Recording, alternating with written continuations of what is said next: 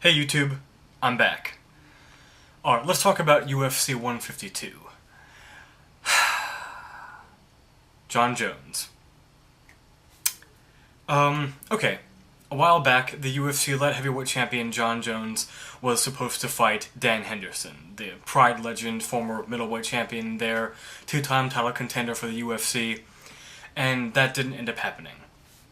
Dan Henderson got injured, and Jon Jones was then scheduled to face Chael Sonnen in that main event, which should have happened like 2 weeks ago on September 1st.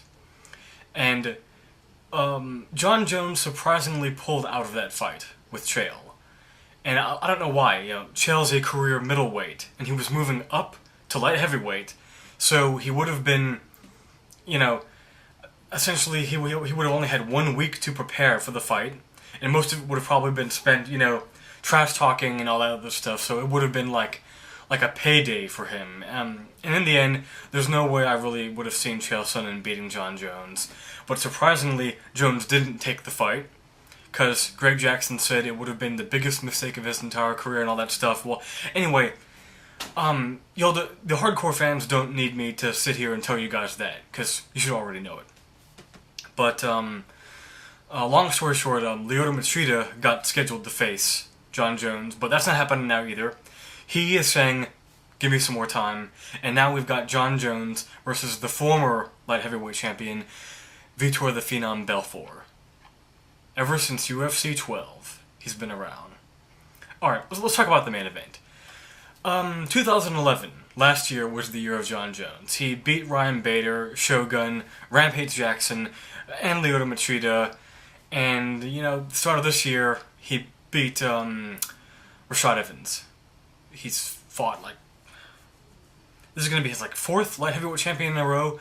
What can I really say about him? He's killing it. He's going out there and destroying every opponent that the UFC is putting before him. He really seems like he's on his way to big, great things. And at this point, he's going to be the heavy favorite in every single fight that he's in. Every now and then there will be someone saying, Jeff Harris on the 411 Ground and Pound podcast will be like, Dan Henderson is going to knock out Jon Jones and all that stuff. And yeah, he could, if he lands that punch. But Jones has shown that he can, he can take at least the shots that Lyoto Machida and Rashad Evans can give him. Alright, I'm going to kind of go through this as quickly as I can, but still talk about it because I want to get my thoughts out there. Vitor Belfort. He's had a very mixed career over the years. He's got 2 pages dedicated to him in the UFC Encyclopedia, and he is kind of a legend in the sport. It's been quite a while since he has been out of the first round, actually. And in his last 1, 2, 3, 4, 5, 6, 7... in his last 7 fights, he's only lost once, and that was, of course, to the knockout of the year in 2011 at the hands of Anderson Silva.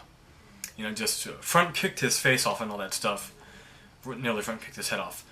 But yeah, since then, he has put together 2 back-to-back first-round finishes over Yoshihiro Akiyama at UFC 133, and he choked out Anthony Johnson. And before that, he beat Rich Franklin, Matt Lindland, Terry Martin, James Zicki, and Ivan Sarati. And he's also lost to the likes of Dan Henderson, Alistair Overeem twice. And the first time he lost to Alistair Overeem was actually the only time he was ever submitted. And he also lost to Chuck Liddell and all that stuff. So yeah, Vitor Belfort's kind of in a league of his own. He's very few guys from way back when he showed up at UFC 12 compete and are still ranked in the top 10 like he is. Is Vitor Belfort really the number 2 light heavyweight in the world facing the number 1 light heavyweight in the world? No, he's not. He's a guy that stepped up, and when he got the call, and he's going to need every single tool that he's got to defeat the phenom, the unstoppable phenom that is Jon Jones right now at 205. Here's how I see the fight going. I'm going to pick Jon Jones, obviously. I really can't pick against him. Vitor, if he can't knock out Jon Jones in the first round, or somehow Jon Jones shows up and is out of shape, then I can't see how else Jon Jones really loses this fight. Jones is the much more diverse striker, while Vitor Belfort has a hand speed and all that stuff. He's got power still. He usually only uses that hand speed when he's got you hurt badly, and I don't see him rocking Jon Jones. I see Jones keeping Vitor Belfort on the outside of the cage, doing that, like throwing lots of leg kicks, maybe doing the head movement, pawing at him, and landing those quick diagonal jabs he likes to use, and I see him really putting on the pressure on Vitor Belfort, getting inside his head, and I see him brutally knocking him out in the first round or submitting him in the first round. If that doesn't happen, Jon Jones will finish him sometime in the second round. It'd probably be by submission due to like a guillotine choke.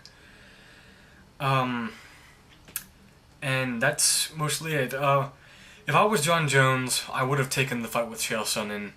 Dana White himself can also can be blamed too, because according to Jon Jones, he did not tell, Dana White didn't tell Jones that the entire event rested squarely on his shoulders and all that stuff. But anyway, yeah, Jones is probably gonna win, but Vitor Belfort, it'd be incredible if you got it done, man. Good luck. Okay, Joseph Benavidez versus Demetrious Johnson for the inaugural Flyweight belt. Okay, yeah. Running out of battery juice. This is a tough fight to pick. Both of these guys are two 125-pound fighting machines that don't stop, that have never been finished. Neither one of them have been finished. Demetrious Johnson has only lost 2 times. Joseph Benavidez himself has only lost 2 times to Dominic Cruz. Demetrious Johnson has lost to Brad Pickett and Dominic Cruz also. And if you look at well, first of all, I met Joseph Benavidez, actually. Here's a picture of me and him. Yeah. And he's a nice guy. He's soft-spoken. He's been in the game for a while. He's a long-time teammate of Uriah Faber, trains at Team Alpha Male, and he, let's see, when he showed up at the WEC, he beat Danny Martinez, Jeff Curran, lost to Cruz, beat Hani Yaya, knocked him out. He submitted Miguel Torres, the only guy to ever submit Miguel Torres, and he also submitted Wagner Fabiano. And he knocked out Yasuhiro Urishitani on the Alves versus Campman card. And now he's got the shot. Joseph Benavidez, I think, is going to put up too much of an intense pace for a guy like Demetrious Johnson. Well, Demetrious Johnson's really good too. I thought he had lost the first time when he fought Ian McCall, and that was a very close fight. It's very competitive. And Benavidez is going to be the better striker. He's going to be the guy that will hit harder, and he's going to be the guy that's going to come at Demetrious Johnson with more confusing things. Whereas Demetrious Johnson, he's a very tough, exciting guy who's also gotten better with his striking. He mixes in high kicks, jabs, punches, and just lightning quick takedowns too, and all that stuff. So, in order for him to win, he's going to have to put on like a flawless performance for 5 rounds and not let up, not give Benavidez a chance to rest or to catch his breath or to do anything like that. But if I'm going to bank on it, I got to pick Benavidez by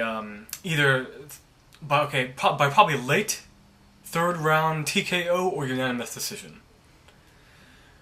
And good luck, and Benavidez, defend that belt if you get it, man. Good. Yeah, good luck. Okay. Alright, middleweight bout between Michael Bisping and Brian Stann. Talk about that in a second.